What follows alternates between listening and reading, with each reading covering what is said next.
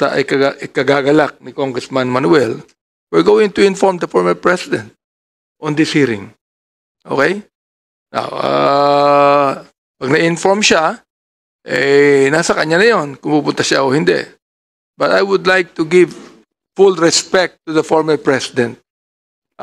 Although he might not be tawag dito, exempt from this investigation. Yet, I think that we should give full respect to the former president, being a public official also. All right? So we are going to inform the former president on this. Okay? So, ganito na lang, no? Panghuli na lang, before we suspend this hearing, there are 4 things I would like to manifest to all, no? I'm asking the victims to come out. Attorney Conti, no? I'm asking the victims to come out. I'm asking that you stop the rally outside and come here, inside. I've already directed Colonel Cunanan, no? And particularly, we will be directing the Sergeant at Arms to provide security, no? Siyempre, pagpasok dito, medyo kakapkapan yan, kung meron dala yan, whatever it is. But we're going to allow them to come here. So I'm asking the victims to come out. Kasi, ang sinasabi ng Deputy Director ng Operations ng NBI, 52 lang iniimbestigahan Ano reason? Because the victims are not coming out. Yun ang reason doon. Okay? Ngayon, this is now open. Is now open sa investigation. Hindi na po makakatanggi ang law enforcement agencies, not anymore, to make this quite important. Because right now, Congress is investigating it. So number 1, I am actually challenging and asking the victims to come out. At number 2, kung pwede lang, huwag nyo nang i-mention dito ang ICC. Sapagkat nai-insulto po ako pag binimension ng ICC. Wala akong obligasyon sa ICC. At dapat wag ditong i-mention niya ang ICC niyan. Alright? This is an independent investigation domestically for our nation. Pangatlo po, sa ating mga sa router dito, ang maganda dyan is for us to be able to get justice. It is not enough that the truth should come out. We need to make it sure we have the facts that can be proven in courts. So, Mr. The next time na pumunta ka dito, I hope that hindi ka na magiging marites lang, that you have evidences to show us, no? Para maging maganda naman ang ating. We want documents produced. We want witnesses to come out if we want justice. I do not want this investigation to go to waste. Why? Because we are spending the people's money here. Right now, this investigation is costing us millions of the people's money. Di ba? I mean, you who are taxpayers, we are actually spending money on this. At kung wala tayong magagawa dito, sa mga biktima natin, we're wasting our time here. Wag na natin pang maggumastos tayo at the expense of the people's money. Okay. Kaya our duty here is not to judge nor prosecute. Okay? But to investigate in aid of legislation and to ferret out the truth. So yun po lamang ang gusto kong sabihin sa lahat. And I would like also to put on record the letter of Police Lieutenant Colonel Jovi Espinido explaining his absence. Ito ang sabi, no? And I would like the Major of the Philippine National Police to take note of this. Anong reason niya? Sabi niya, I am sad to inform you that I will not be able to attend for 3 reasons. Number 1, short notice. Short notice. Okay. Number 2, 3 airlines in Tacloban, Manila have no open schedule. Number 3, expensive fare. Ito nyo, talaga expensive fare eh. Mas mura pa pumunta ng Taiwan kaysa pumunta ng Batanes. Alright? So yan, ang kanya reason dito. Pero, sabi niya, he would like to attend. In fact, he even mentioned a Bible verse here. Can you imagine a police lieutenant colonel mentioning a Bible verse? General Bakay. Ang sabi niya rito, defend the poor and the fatherless, do justice to the afflicted and needy. Psalm 82:3. Which is what this committee believes in. So magandang hapon po sa inyo lahat. Salamat Chair, po. magre-reiterate lang ako ng invitation. So, sige, bigyan po natin si Congresswoman kaso dito. Para sa next hearing lang, Mr. Chair, no, Yes. para maalala. Kasi wala yung DOJ, Mr. Chair, so kailangan pa rin natin po dito si Solgen, no, former SOJ Guevara. Tapos, so syempre, gusto rin natin makasama siguro yung NBI officials, si Director De Lemos at saka si Vicente de Guzman III. Tapos po si former PNP Chief Vicente Danao. Meron po akong mga tanong dyan, Mr. Chair. So we have invited him. Hindi ko alam bakit hindi nag-attend. Okay. Doon naman sa 2017 accomplishment report ng OP, so sana nandito pa rin si Did ES anyone make a Medjalia. motion for the show cause order for General Danao? Mr. Chairman, during just this morning, I mentioned about the presence of the former PNP Chief, OAC, PNP Chief General Danao. And unfortunately, COMSEC told me na hindi po na direktang ma-confirm if indeed he received the invitation. So that's why I reiterated my motion just this morning na we will invite General Danao again on the next hearing and we will course through it sa PNP po. Okay. Yes. That invitation. Okay. Thank you, Mr. Chair. Sana nandito pa rin po si ES Medaldea kasi darating po yung copy nung yung executive report. Tapos, Manila Station, Police Superintendent Robert Domingo kasi para dun po sa mga Punta na vigilante lang killings. dito in support of the committee. Yeah. Tapos, syempre, nandyan din dapat si, Mr. Chair, nandyan din dapat ulit si Colonel Patay. May mga tanong din pa rin po tayo. Huwag patay. Ay, Patay. Colonel Patay. Ayan. Tapos yung mga na-mention ko, Mr. Chair, na mga Davao Boys, tsaka minention din po ni Colonel Patay. Tapos yung current Station 6 Commander, nang may records na dapat ng previous police ops, no, na binanggit natin kanina. Others po, yung 28 names provided po ng committee, isa lang umattend si Colonel Patay. Tsaka yung long list po ng documentation na ni-request natin on various agencies provided by the committee. I have the list here given to me by Major... Sino po yun? Kalimutan ko yung pangalan niya eh.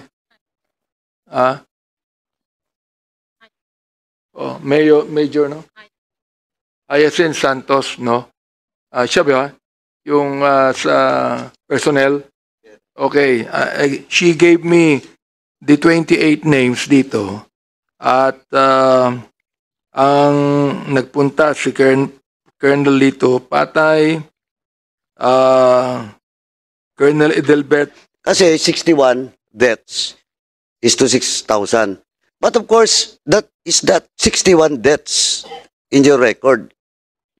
Yan yung mga legitimate operations. Tama? Yes, Mr. Chair. Okay, you confirm that. Yes, Mr. Can you submit to this committee that 61 deaths and the specific operations? Yes, Mr. But- Chair. But General Albayalde, will you confirm that there are also operations, not operations by the PNP officially, but there are deaths. There are deaths na mga PNP officials also related to drugs. During police operations, No. Mr. Chairman? No, because those allegedly, no, wala akong confirmation, but allegedly, because that is a public knowledge in our place, that this particular police is involved in drugs. So he was assassinated. Do you have cases with regards to that? I cannot fully comprehend the question, Mr. Chairman. Sorry. Ganito po, may mga police official tag as drug cuddler or maybe, sabihin na natin, konektado sa drugs. They were relieved in their position. They were reassigned in other places. Doon sila namatay. Are there cases like that? I suppose so, Mr. Chairman. I really don't know the data, pero sigurado po kasi yung war on drugs is not limited to civilians. It's for everybody. No, pero Even for the uniformed personnel, Mr. Chairman. Okay, now question. I do not know when was that time na may mga nangyari, nakalimutan ko lang, no? But I can check it. It's either during your time, during General Bato's time, during PNP Chief Sina's time, or maybe Gamboa. But kung may mga cases na ganun, and tingin ko, unsolved yung mga cases na ganun, and involved yung mga police officers doon, binaril, pinatay, in broad daylight. Ano ko nga doon, kabaro nyo, ba't walang nangyaring solusyon doon sa problema? Those are also being investigated, Mr. Chairman. Those are considered cold cases. Cold cases. Naka-archive po yan, pero Okay. ano po yan, continuously being investigated. No, not you. Not anymore you because you're not anymore member Kahit of na the... po ngayon yan, Mr. Chairman, kung meron po mga cold cases, continuous po yan, Mr. Chairman. Yung, I'm sure the PNP has the data on that. Oh, Kung ilan po yung mga cases na cold cases, I'm sure the PNP has the data on that. okay, cold cases pala yun. Ang term doon, cold cases. Now, General Bakay, do you have the list of all cold cases, mentioned cold cases by General Cenas? General Albayalde? Yes, Mr. Chair. Okay, now please submit to this committee, and especially during the time who are those police officers, top police officials in that mentioned in that list, cold cases. Yes, Mr. Chair. Mr. Yes. Chair, if you allow me, with Please. respect to that Oplan barrel, you were asking if amendments were introduced over time. May I share this information with the committee, Mr. Chair? As of July 1 to October of 2016, it was Oplan double barrel. Purpose of which is to approach, as we've already discussed. Next, the amendment was introduced on October 25, 2016. This is double barrel alpha, the focus of which is to intensify the internal cleansing of the PNP by pursuing personnel who are linked to illegal drug activities. And on March of 2017, Sandali, isa-isa natin. Yung double barrel alpha, during the stint of whom? Sinong pumirma dyan? this is still during the time of, it's October 25, 2016, Senator Batoyo. No, election is So, October. No, May. Filing is October. Oh, he's not anymore the PNP chief because he ran. 2016, Yeah, 2016 is election. no, Di ba? that was his tenure. 2022 ba siya? 2016. No, 16. Yes, Mr. Oh, that was October 25? October 25, 2016, Mr. That was this. He started as the chief Ano, PNP tama. July 1, Tama, correct. 2016. Please proceed. Oh. So, October. So, it's only a matter of A few months. few months lang. Okay, Yes. please proceed. Because again, if I may include in what I'm saying, Mr. Chair, because of the Oversight Committee, as of this time, Mr. Chair, we still have our Oversight Committee on illegal drugs. And this might be the result of these meetings, Mr. Chair. The Quad staff are members of the Oversight Committee, and I'm a member of this committee, Mr. Chair. Okay, so, the amendments stop dun lang sa double barrel A. Double barrel alpha, and then we have double barrel reloaded. When was that? March of 2017, Mr. Chair, the purpose or the focus of which is now this time to equip our police officers with body-worn cameras. And then finally, we have double barrel finale that is towards the end of 2022. And now we have ADORE, anti-illegal drugs operations through reinforcement and education. That's Y- now, yung double barrel finale, ano ba yung ano doon? Gist ng ano? Pagbabago. my apologies, Mr. Chair, it's not included here, but this is towards the end May of, please submit na lang po kasi when Yes, I asked kanina, General Alvarez, nakalimutan mo siguro kasi may double barrel finale pa, may double barrel Loaded. alpha, loaded pa, may mga ganon. So, it's either your time ni Gamboa or time ni Senas. O baka nakalimutan nyo lang. There are amendments na ginawa. And kaya nga, iti-check ko kasi that was 2016. Si General Bato para run 2019 because he's now re-electionist, no? Sa 2025. So, sigurado ako na yung ibang memorandum circular which is amended during your stint. Or maybe, baka kay Gamboa. Yes, sir.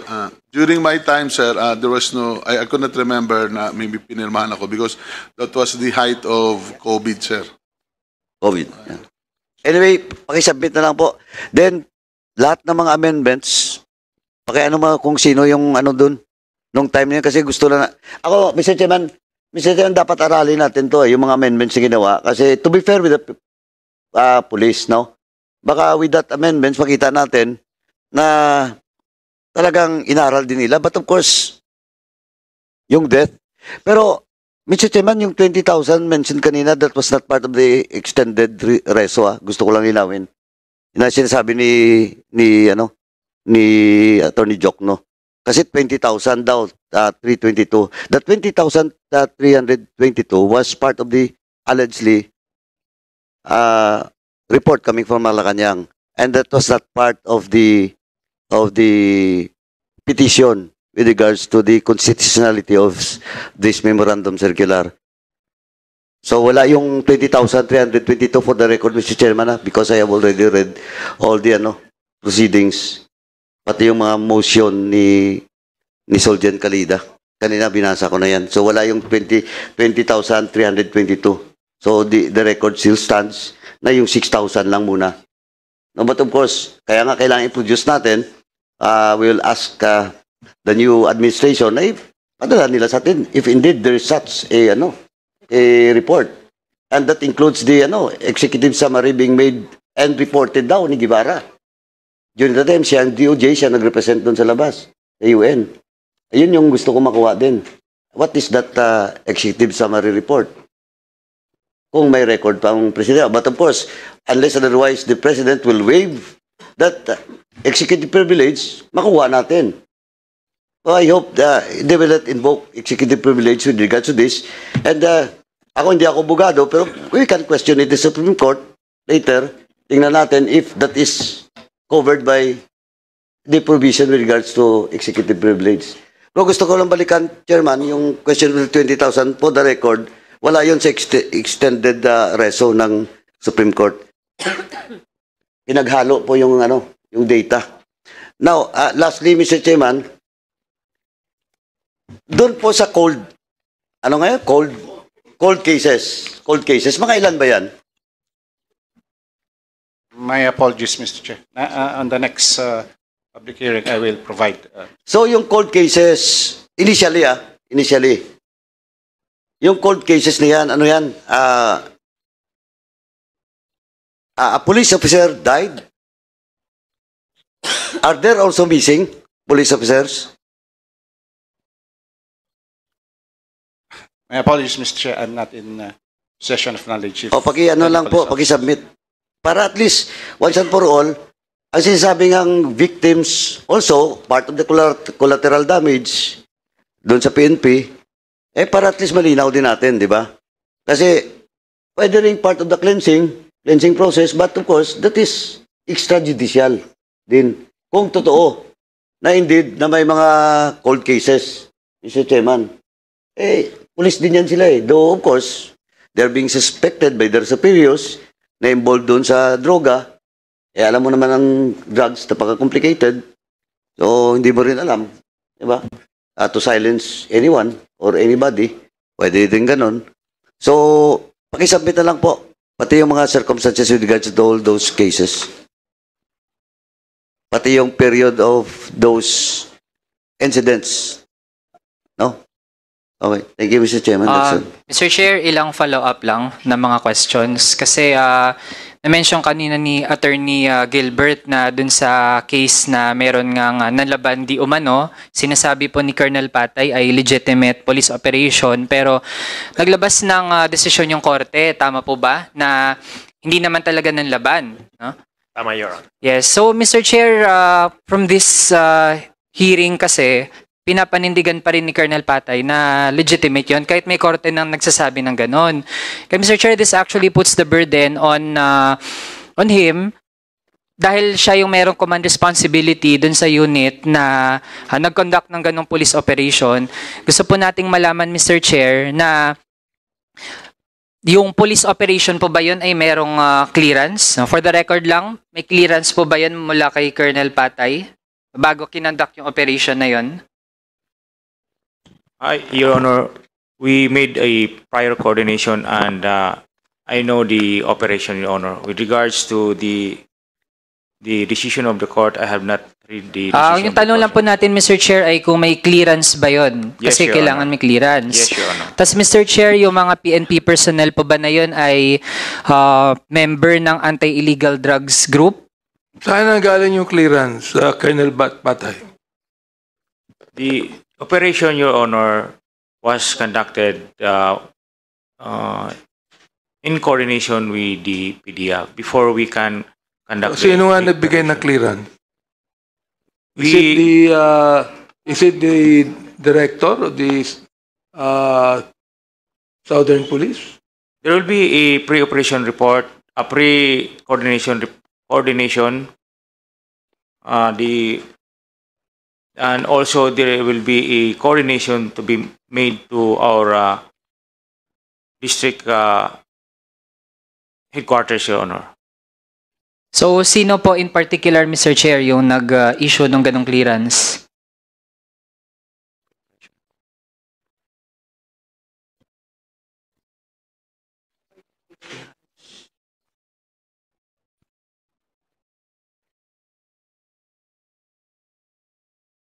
I'm asking, Mr. Chair, si Colonel Patay, sino po yung nag-issue ng clearance? Clearance to conduct operation, Your Honor. Oh, After we have the coordination with the PDEA, we will conduct the operation, Your Honor. Yung tanong, Mr. Chair, sino? Sino po yung nag-issue ng clearance to conduct that particular operation? It is me, Your Honor. Ayun. Tapos, Mr. Chair, yung mga PNP personnel... Wala kang higher up na nag-issue ng clearance. For example, like the police director of the Southern Police District, which you are under, There will be a coordination or the to be made. NCRPO. So, sino po yung higher up na nagbigay ng clearance? You're not the only one who will give clearance. You have to ask it in the higher up. Am I right? Yes, Your Honor. I don't think that you could be able to act independently, Yes, Your Honor. Colonel Patay, to conduct operations. You have to have clearance from the higher ups, perhaps the police director of Southern Police District or the NCRPO. We'd like to find out who. I would like to review the right term of the coordination form on our to our district, Your Honor, before, because as I can remember, we have that kind of coordination aside from coordination to with the PDEA, Your Honor. So, Mr. Chair, in relation dyan, dahil sabi sa CMC 16, series of 2016, nasa page 17 out of 18, the pre-operations clearance form for planned operations must be accomplished, submitted to, and approved by the unit commander or his designated action officer prior to the conduct of anti-illegal drug operations, end of quote. So, Mr. Chair, dahil liban sa higher-ups niya, ay namin din naman niyang siya yung nagbigay ng clearance. Mr. Chair, gusto din nating makuha yung kopya ng ganong clearance form na inisyo niya para sa records ng committee natin. And kasunod, Mr. Chair, dahil nga yun na yung sinabi ng korte na hindi nanlaban yung mga nasa operations, dapat may managot. So, Mr. Chair, tanong natin dun sa mga police na involved sa operations na yon, anong status nila? Ano pong naging sanction sa kanila after nung nilabas na desisyon? Your Honor, there was a investigation conducted by the RIAS, Your Honor, and there was already a decision, Your Honor, but I don't have the copy right. So are you telling us na hindi po kayo aware dun sa ni-render na decision na ang resulta ay hindi nga nanlaban yung mga sinasabi pong nanlaban dun sa police operation? I was not given a copy, Your Honor. I was not being furnished a copy. Congressman Manuel, there is, we have a resource person here from IAS, Attorney Jasper Evangelio. Will please, I'd like to ask him. Asan po siya? Attorney, Ano ba po? Ano? okay. Did you take the oath kanina? Last, okay. Will you please answer? Because according to Colonel Patay, that those, sino ba yun? Yung mga nakondak ng operations na apat ay nasa IAS na to be investigated. So, can you tell us about that? Your Honor, we'll be requesting for just a couple of minutes. I'm just going to double check it with our record as to the status of those police officers. Your Honor, let me just double check it quickly, if I may. Okay, while he's double checking it, have any more questions? Okay, Mr. Chair, concerned lang po tayo doon kasi hindi po pwedeng para hanging lang yung usapin tapos as it turns out nga hanggang kanina pinapanindigan pa rin po ni Colonel Patay na legitimate kahit nga meron nagsasabi na otherwise. Mr. Chair, kasunod lang pong follow-up, dahil nung last hearing natin na-mention na out of the more than 6,000 na pinahawak ang figure ng PNP, 52 lang yung cases na nag-undergo ng investigation. Mr. Chair, kung meron pong representative dito ng DOJ, sige, Mr. Chair, kasi doon pa lang sa figure na napakaliit, 52, sobrang bothered na po tayo. Bakit 52 lang out of the 6,000 yung nag-undergo ng investigation? Now, next step we're actually concerned. Can the NBI answer that? Being one of the DOJ. Thank you, Mr. Chair. 52 cases were referred by the DOJ. And so far, partial report from our regional and district offices, we have 400 cases under investigation. And as I mentioned earlier, we'll be completing our report, all the data coming from our regional and district offices, and we'll submit it within 5 days, Mr. Chair. To clarify, Mr. Chair, ibig sabihin ba mula 52 ang number na po ngayon ay 400? Mr. Chair, yung 52, ito po yung na-refer ng DOJ. Yung so far, 400 cases, ito yung mga under investigation ng NBI. Either ng regional office namin or ng district office namin, nationwide. Okay. Mr. Chair, is the NBI in a position to answer kung anong status ng 52 na cases cited in the last committee hearing?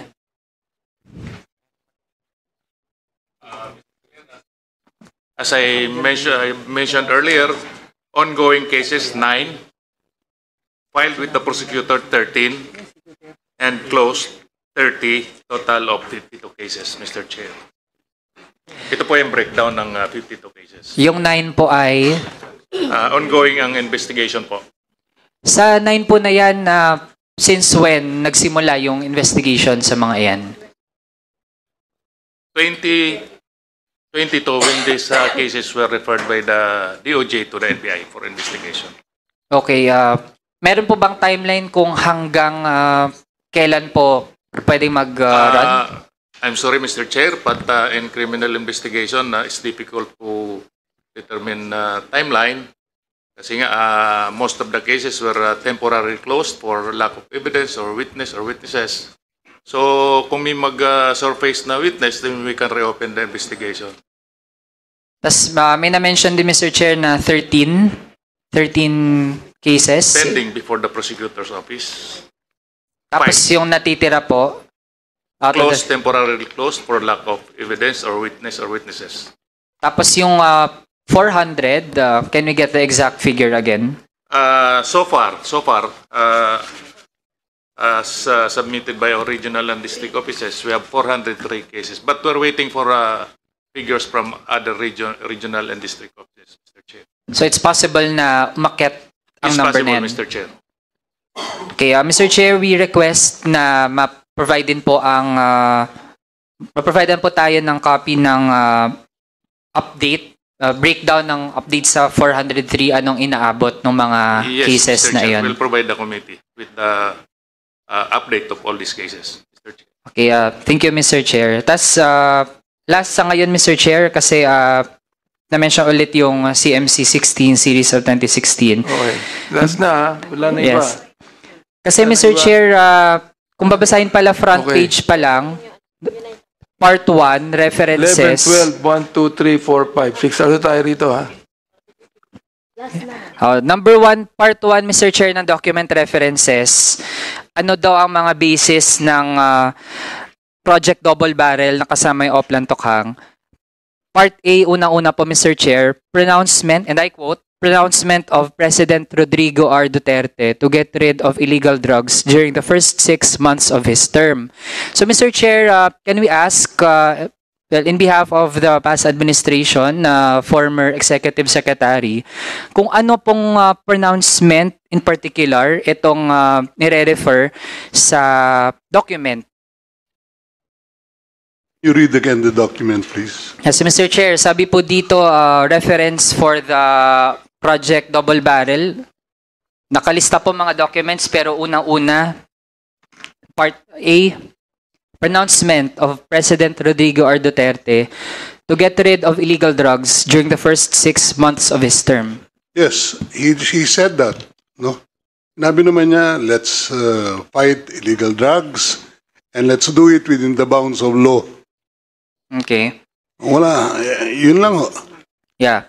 Kasi ang in-apply nito, Mr. Chair, in cases na merong mga hindi pagkakaunawa yung ating police doon sa paano implement sa mga parts na silent or vague itong command memorandum circular, magiging reference ng mga supposedly ay law enforcement agencies natin ay yung pronouncement ni Presidente. Kaya Mr. Chair, we think na maliban sa mga police officials natin, kasi it's also former President Duterte who even included kahit yung AFP natin, may panahon din na yung AFP in-involved dun sa war on drugs. Kaya Mr. Chair, tingin natin ay meron ding mga tanong, no, na hindi lang yung mga agencies natin yung mga kasagot, pero mismo yung dating Pangulo din. Kaya in addition sa ating pagtingin din na dapat yung former PNP chief, si Ronald De La Rosa ay maimbitahan, tingin natin, Mr. Chair, timely din na si former President Rodrigo Duterte ay imbitahan din natin, no? Bilang siya din naman ay hindi incumbent official, isang civilian, and kung may mga dapat din siyang sagutin sa iba pang issue sa other committees, kahit dito din naman na siya talaga yung primary reference dun sa CMC. Yun lang, Mr. Chair. Thank you. Thank you. So what I can promise Congressman Manuel is that we will be informing again Senator De La Rosa on the next hearing, and if you would like to attend, sabihin na natin doon, if you would like to come, you are welcome. We are also going to inform para sa ikagagalak ni Congressman Manuel, we're going to inform the former president on this hearing. Okay? Now, pag na-inform siya, nasa kanya na yun kung pupunta siya o hindi. But I would like to give full respect to the former president.